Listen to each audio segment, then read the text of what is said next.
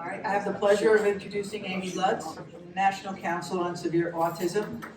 Thank you for coming. Thank you so much for asking me down here to talk about the National Council on Severe Autism and also a little bit on another organization that I'm involved with, EASI Foundation. So when Hugo got in touch with me, he asked if I would come down and talk, and I said, sure. What would you like me to talk about? And he said, introduce NCSA and EASI Foundation and make it personal. Tell us a little bit about your family. So I'm not going to tell you about all my family because I have 5 kids and I could just, take all day talking about that. But I did want to talk about Jonah, my oldest son, who is 20 years old, and he has severe autism. And I know that not all the families in VOR have kids with autism or maybe have that much experience with what severe autism looks like. So I wanted to show you some very short videos just to show you what Jonah is like so you can kind of maybe see where I'm coming from. These are really short, so go ahead, you can play this one. This is Jonah in a supermarket. He goes to a secondary school for kids with severe autism, and when he started there, I saw some of these videos, similar videos on their website, and I was like, Jonah will never be able to kind of shop independently, to be without, when I was with him, and kind of honestly still when I am with him in some kind of supermarket or place where there's food around, I almost always have a hand on him because I'm so afraid he's going to grab something. He's stolen food from other people. He might go for like a cake in a bakery and stick his finger into it. But he started there in 2014, and by 2015 he was successfully navigating a supermarket using an ATM to pay for an ATM card to pay for his purchases. I love the logic of his school. They don't teach anything that they consider to be unnecessary. So at his previous school, he had learned a lot about counting money, what happens when you have a quarter and a dime and a dollar and have you make change. But they think, who does that today anymore? So now they just have the kids use ATM cards. This is Jonah at one of his work sites. Here he's folding pizza boxes.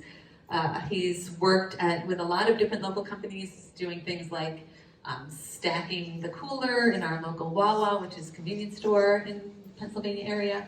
And he's rolled silverware in retirement homes. His current job is he works at a gym cleaning the equipment, and he really seems to like it. So as you can see, they have him out in the community all the time. It's a community-based secondary school. So that's where he spends most of his time.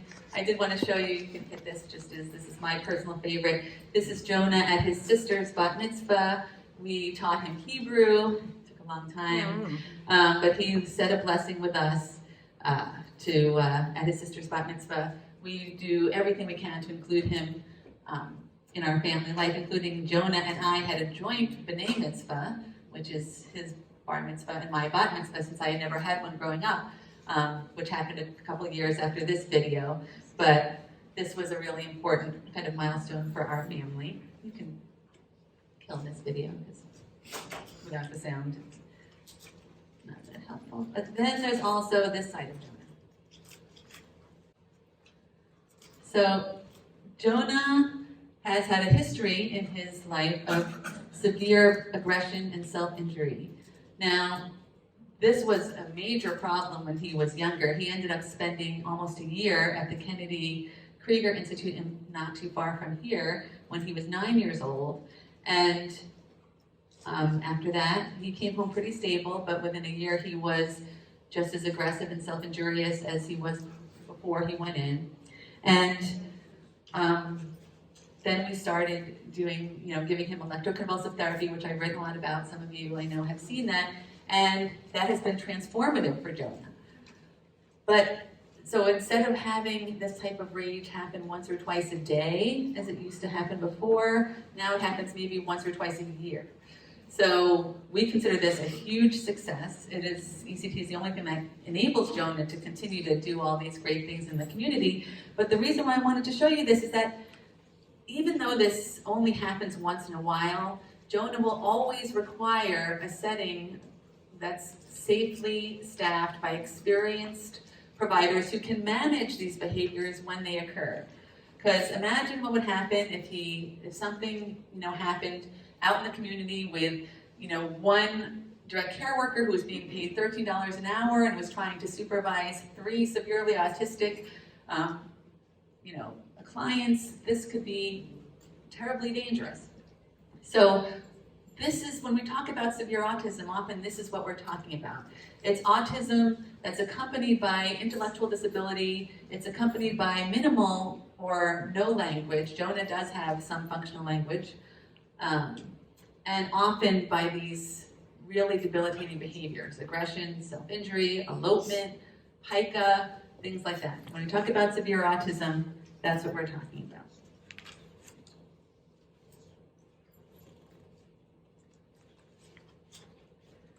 So once Jonah was stabilized by ECT, and I had a few seconds to kind of think about what we wanted to do next, I started EASI Foundation, which stands for Ending Aggression and Self-Injury in the Developmentally Disabled.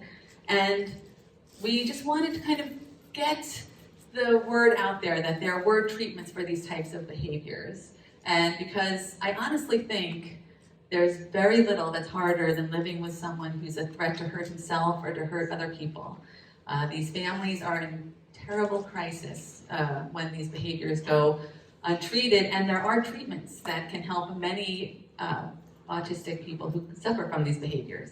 And I will say that the number is astronomically high. The one study that I saw was that 50% of autistic children suffer from aggressive behaviors. Obviously not to the point that they require ECT or a psychiatric hospitalization, but honestly, when you're talking about someone who's almost 6 feet tall and 200 pounds like my son is now, it doesn't require that much aggression to be a real threat to the community.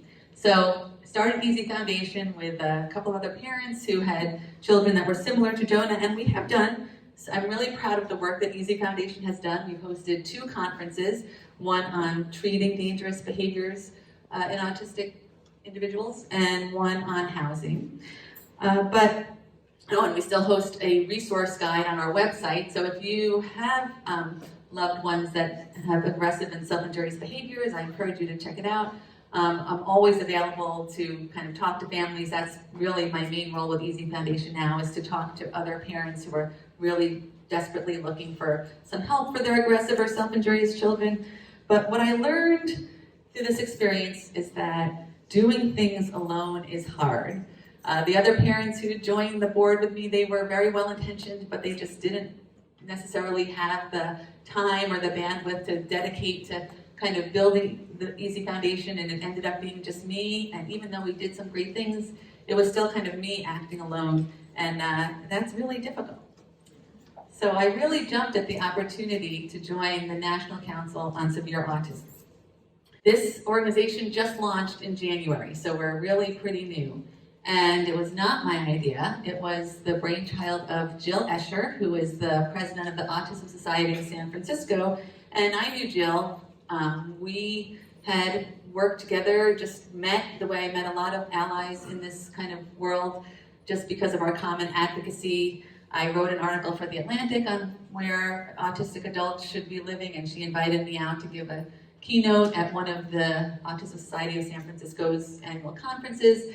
So we chatted periodically, but she managed to pull together some of my favorite people in the world of autism advocacy, including Allison Singer, who's the president of the Autism Science Foundation, is on our board. Beta Almalidi, who is also in the Autism Society of San Francisco.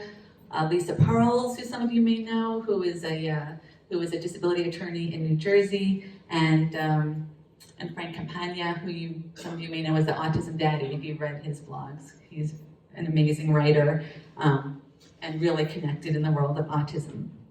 Oh, also Dr. Matthew Siegel, who's one of the preeminent researchers and clinicians working with our population, and he's the author of a widely shared study you might have seen recently about how the severely autistic are excluded from studies on autism and how this impacts kind of treatment and research in the field. This is our mission statement. We educate the public about autism and other types of intellectual and developmental disabilities and how they require special attention and services. We do have 11 position papers on our website. I'm not going to bombard you with all of this. You can check it out. There's our website there. I also have I printed out our flyer and put it on the back table, so if you're interested, you should certainly pick that up. We provide a platform for think tanks and serious discourse. We educate policymakers. That's a big thing that we try to do. We feel that a lot of policymakers just have no idea what severe autism looks like. And what they're hearing is from a lot of self-advocates who are saying, this is what autism looks like. Me, the college-educated, married father of two, I am what autism looks like, and the severely autistic are excluded from that dialogue.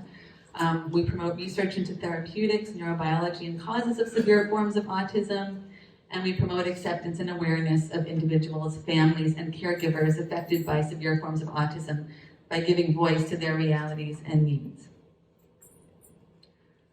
Now, I'll say right now, I just outrightly stole these slides from Jill Escher, and I just wanted to show you that as we move into the future, the severely autistic are going to be commandeering a huge portion of disability dollars because the problem is just exploding.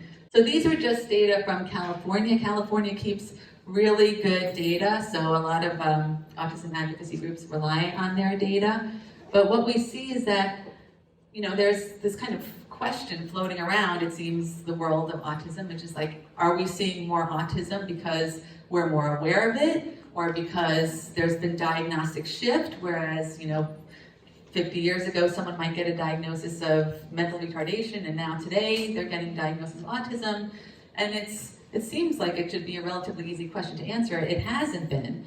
But in California, we see, when we compare, again, the question of apples to apples, so now we're looking at those individuals who have severe enough autism that they come under the auspices of the Department of Developmental Services. So this is not, the kind of very mildly autistic people who are like the quirky geniuses of like the Big Bang Theory or the Good Doctor. This is just, kind of really disabling autism, looking at it in 1987 and 2018, and what we see is a 40-fold increase of this type of autism. This is severe, debilitating autism. It's almost always accompanied by intellectual disability and really limited communication and often challenging behaviors, as I said. And this is just going to increase. So this population, the adult autism population, will quadruple in the next 20 years. And this type of autism now makes up almost half of the DDS caseload. Yeah. Does this represent severe autism cases or all autism? This represents the type of the cases that fall under the auspices of California's Department of Developmental Services. So this is significant. I wouldn't call them all severe, but it's significant enough that these individuals require substantial services. That's why they're being served by their DDS or whatever. This wouldn't include people that have mild. No, it doesn't include mild. So the argument that the reason why autism numbers have exploded is because now we're just giving that diagnosis to people who are more mildly afflicted. I see all these, I'm very active on social media, and I'll see these pieces come through my Facebook feed about how, well, I just got my autism diagnosis at age 40, and now my whole life makes sense. And I'm like, oh my God, don't even talk to me. I just can't even talk to you. The truth is somewhere in between. There's a little of that, and there's a lot that's unexplained. Yeah. So autism cases are typically more complex. They require a lot of different types of services. And what's really important is that right now, demand for services has already outstripped capacity. So this is a big problem that we're all going to be facing in the future. If it doesn't in fact impact you now, but it certainly will as these numbers continue to rise. Second problem is that autism is expensive. So just looking at these costs, you can see, you can just do the math and figure out that the states are going to be in a tremendous pickle going forward as as children with autism age, become adults with autism. So the state simply can't afford to pay an average of $200,000 for the 500,000 autistic children expected to age into the world of adult services over the next decade. That's from Autism Speaks, 500,000 autistic adults aging into the system over the next decade. Now, obviously, that number is everybody, and not all of those will need substantial services, but this is kind of a conservative estimate for an adult with significant autism. I won't even say the type of severe autism it requires round-the-clock supervision and maybe even multiple direct care workers to manage kind of extreme behaviors. So, and just keep in mind that right now 80% of autistic individuals are under 21. So those adult numbers are going to continue to rise. So what can we do to prepare for this? I have the word tsunami in here, and now I'm kind of a little self-conscious about that because Hugo was like, it's a tsunami of autism. It's such a cliche, but of course it's a cliche because that's what it looks like for people who are part of this community. So what can we do to prepare for this tsunami of need? First, we're trying to intervene in the public discourse about autism.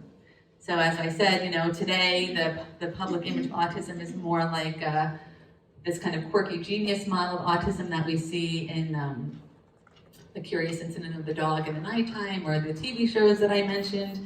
But these narratives, they don't reflect the reality for the families living with significant or severe autism. But the disability rights kind of organizations really like this view of autism. And they really embrace the idea of people with all types of disabilities as autonomous individuals with agency who are disabled by societal failures to accommodate people then by any kind of biological impairments. These are blog posts that we host at the NCSA, so we invite parents to write about and providers to write about their experiences, and we're really trying to document what life is like for families living with severe autism. Is Joan Kelly here? No? So I did want to say that, as we talk about ways we can collaborate, the NCSA and VOR, we have posted a blog written by Joan about her experience, and we need to continue to collaborate. So we welcome stories from other parents, siblings, friends, and providers that can help document life with severe autism. I would say, please submit, but be prepared for backlash. Our posts have been shared tens of thousands of times, and we have received so much positive feedback from the autism community, other parents that are living with severe autism. Finally, a group that, represents our needs and describes life as we're living it. But we've also received some backlash from people who are probably familiar to you, who accuse us of violating our children's privacy by describing their behaviors, who accuse us of not really loving our children and of being ableist. But we, we don't describe our low-functioning children, and we embrace that phrase because nothing else really accurately describes our kids. Self-advocates want to talk about different levels of support needs, but I don't think that phrase really gets at the heart of the problem. I mean, Stephen Hawking had high support needs, but he was brilliant. That's not our kids' issue. Anyway, if we remain silent about our low-functioning children, the neurodiversity view of autism would remain unchallenged. And policymakers and the public at large would have no reason to question the neurodiversity position that everyone with autism or any other intellectual or developmental disability can achieve competitive minimum wage employment and live in his or her own apartment. So I invite you, if you are affected by severe autism or someone who is, to submit a blog to the NCSA. I did want to say that collaboration really works. I've been so inspired by the successful projects that we've done with other organizations, and this is before NCSA. But in April 2018, I drafted a letter to CMS on behalf of what started out as a small coalition of organizations fighting for choice in residential settings. And, you know, the word got out. We circulated to all our networks, who wants to sign on to this letter? We said, you know, this heightened scrutiny is unacceptable. We said people with intellectual and developmental disabilities should be able to choose to live in larger settings. They should be able to live in peer-specific settings, just like my own mother lives in a retirement community with other people who are over 55 and no one's taking her Social Security away. And so we said that the guidance that calls out farmsteads and clustered group homes and campuses as being isolated and segregating, we got to get rid of that. And these are the organizations that signed on, and these. We managed to build a coalition of over almost 70 organizations from all over the country who signed on to that letter. And you know what's so useful about that is that it shows that we're not, and by we, at that point I was just writing for EASI Foundation, just some kind of really fringe organization with really extreme views. Yeah? Can you go back to the left? I was trying to get a picture. Oh, sure. But you want to see the other? Yeah. So yeah, so you can see you guys signed it. I don't know if you knew you did, but you did.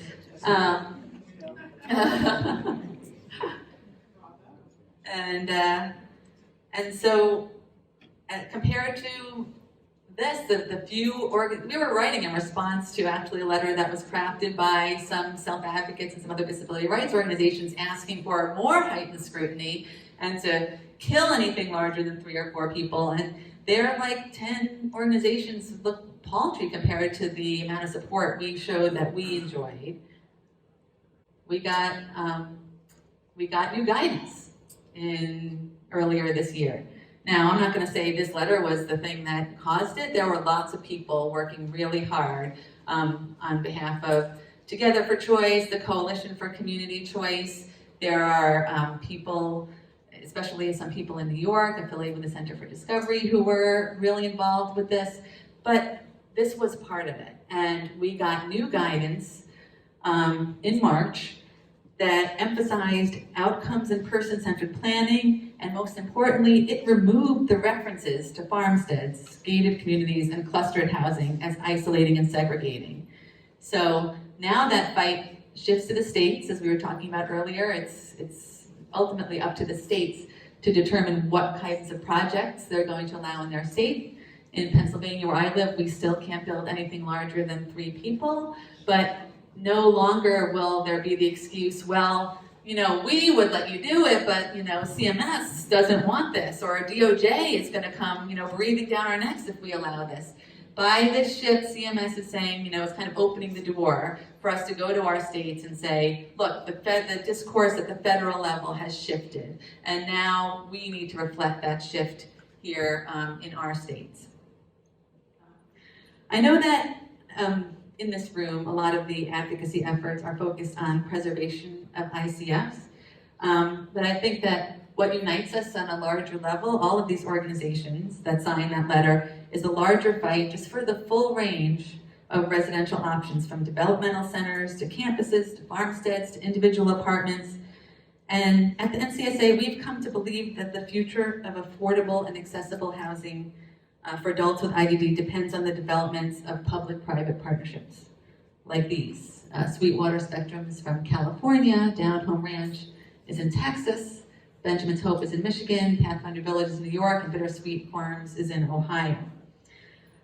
Basically because of just the finances of what I said earlier, that the state is never going to be able to pay hundreds of thousands of dollars per year per adult with significant support needs. It's just, they just don't have the money. So we really need to come up with some creative solutions and try to leverage kind of corporate America or other stakeholders into kind of helping to pick up, to bear this burden. So there are groups all over the country who are doing just that, who are leveraging these various stakeholders, which include families, providers, entrepreneurs, and universities to build beautiful communities of all sizes. And as we fight to preserve the settings your children and your siblings in this room call home, we hope you will join the fight to support these projects, that which one day maybe Jonah might call home. So also part of building a coalition is staying in touch.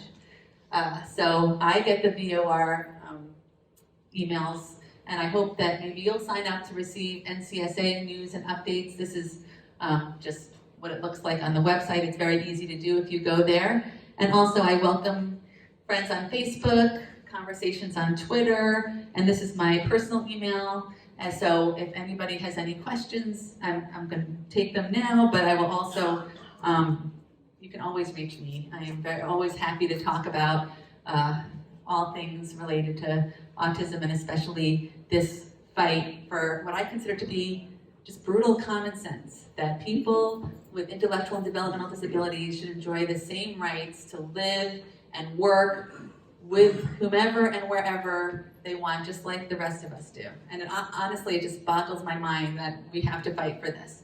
But we do, but we've made some headway in the past year, and I'm really optimistic that it's exactly this type of coalition building that allows it to happen. Because when it's one group that's kind of making a fuss, it's easy to dismiss. When it's 70 groups together that say, you know, we agree that this is the direction we need to go, that forces our policymakers to stand up and pay attention.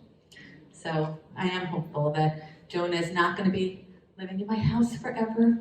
And because honestly, the solution in Pennsylvania, the idea that he might be in an apartment by himself with one direct care worker who's being paid, you know, maybe 10 or 13 bucks an hour, just without any supervision, to me, that's the most isolating and segregating option of all, and the one that is most likely to result in abuse and neglect. And I mean, I'd have him live at home until I drop dead before I allowed that to happen. So, but I'm optimistic that we'll be able to make some progress in Pennsylvania the way the national discourse is moving. So thank you for inviting me to share this. I hope that we'll continue to work together on this very important work.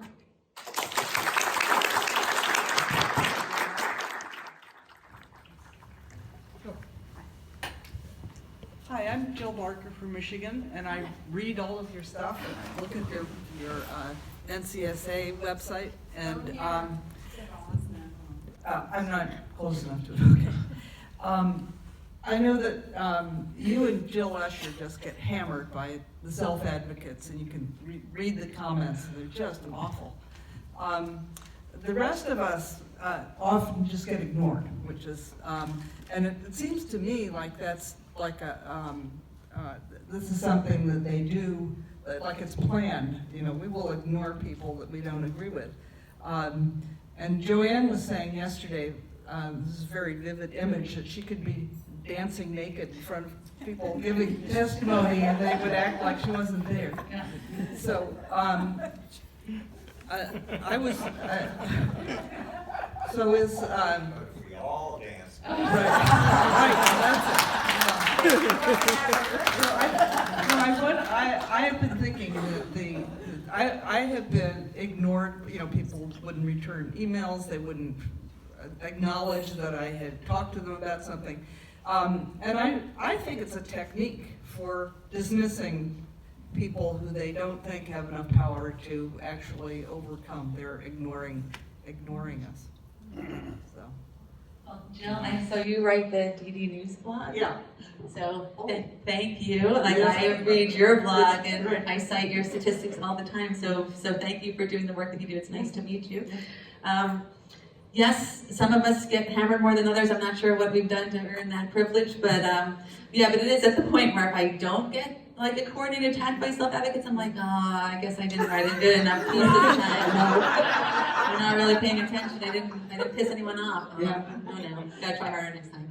But I do think that I've become convinced that one way to get attention is that we need to, you know, Mickey is here and she's at us to do this all the time, is to bring especially our severely affected loved ones to the policymakers, to the disability administrators and say, this is what we're talking about. Like, it's really hard to ignore someone who's in your office. And I kind of believe, and maybe this is naive, but at least from the autism world, when we're talking about severe autism, I do think that maybe our policymakers and even some of our disability administrators don't really know what severe autism looks like. And if they knew, they might think differently. You don't think so? Jim disagrees with me. No, I am agreeing with you.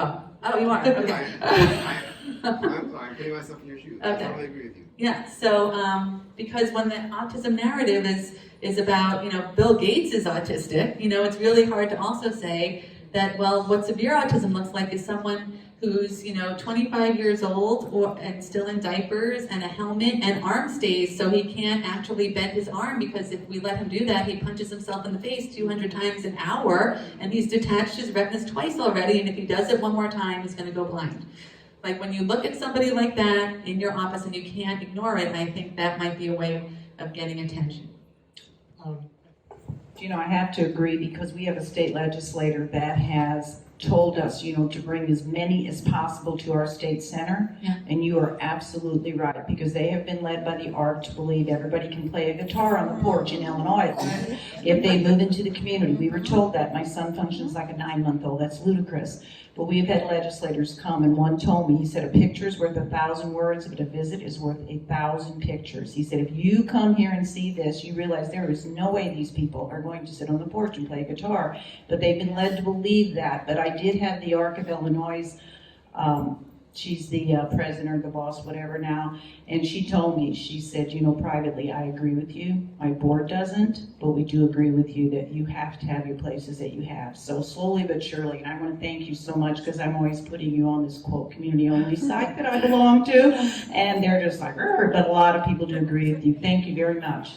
Oh, well, thank you, and I would say, yeah, and it's not easy to take our kids to our state capitals, because they don't want to be there, and they're going to engage in a lot of behaviors, and it's going to be difficult to have conversations, and it's going to be, I know when I take Jonah there, my anxiety goes through the roof, but I'm just trying to make it, this summer, when I have some time, I'm going to take him to meet our local representatives, because I think that that's the only way that people will know what we're talking about, and that we're not just, the idea that I was talking to somebody that, that guardianship is, we got to get rid of guardianship, because everybody with an intellectual disability can make their own decisions given the proper support. I mean, these types of fiction, my background is in fiction writing. That was my first graduate degree, was a master's of an MFA in fiction writing, and I haven't written fiction in, over a decade, and I think I never will, because you can't make this stuff up, there's fights that we have to make. No, Jonah will never have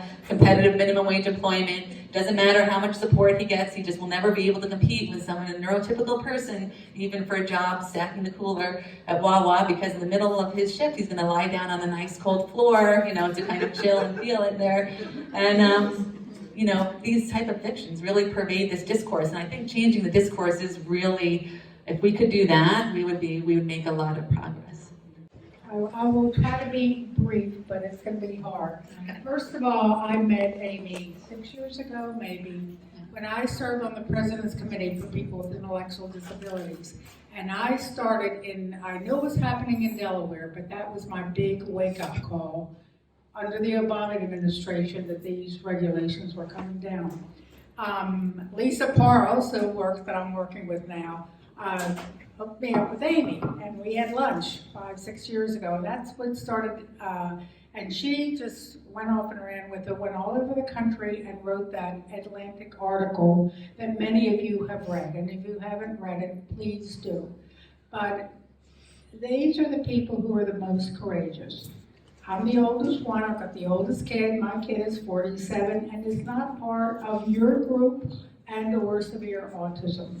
Just a little brain injury at birth, but he lives in a group home, he goes to work, and he's charming, everyone loves him. I have decided to team up with all of you, because you are the voices going forward. And every time we've had these issues, for instance, Amy also scripted a letter to the ACLU, who you know is against us as well. Of course, we got rejected by the ACLU with a list similar to the list that she put up there. So I think, and that's why I'm here, and that's why I went to the Center for Discovery Autism conference a month or so ago, because I believe, and again, my son is taken care of for the moment, I am going to every organization to team up with you to say you've got to keep going, and we do have to be more vocal. But one last thing that I'm really worried about. Remember, we got these changes, and I work with the New York group, Center for Discovery. I made 8 visits to DC during this Trump administration to get these regulations changed. A group, you know, it was a whole group, but I made 8 trips from Delaware. It's easy for me to get on the train. I am concerned now that if we have another president in 2020, CMS is sitting there waiting, Melissa Harris and the whole team with that HBS Advocacy Coalition, all these people that are against us saying, just be quiet, when we get the next administration, we can go back. So that's what worries me, and that's why I'm glad to see, I come here and I see Amy, I go to the center and I see the same people. So I just want to tell you how much really Amy Lutz has done for all of us, you know, going forward, and we really have to stick together. Thank you. Thank you so much, Wait, Amy. so Diego, can I just respond to that one really quickly? Oh, sure. And just say, I completely agree with Mickey, and I know that tomorrow is the day of the legislative visits, and wasn't able to stay for that, but I think that's something that we need to work into our conversation with our representatives, that this isn't really, it shouldn't be a partisan issue, that this is not relaxing the regulations on where people with intellectual disabilities are allowed to live. That isn't a Republican position, that's the common sense position. And if the Democrats take over again in 2020, that we don't need to go back to this, you know, full only inclusion all the time, that it really shouldn't split on party lines. It has come to the point where the self-advocates in the autism world are really affiliated with like the progressive agenda, and it's kind of seen as progressive to put everybody in the community. But what we have to do is educate our lawmakers that that just isn't appropriate for everybody, that while everybody who wants to be in the community, and I just hate that the word community only attaches to like the, you know, kind of this greater community, and instead of the communities that our kids have in their peer specific, you know, settings, that's a community too. But, you know, because of the same word, it's very confusing. But anyway, we need to let them know that this isn't a Republican thing, it's not a Democratic thing, this is the right thing. And when the administration shifts, if it's not this time, it might be the next time, but we need to kind of entrench this as a right that everybody should have to choose where and with whom they live and work. So maybe you guys can work that into the conversation tomorrow.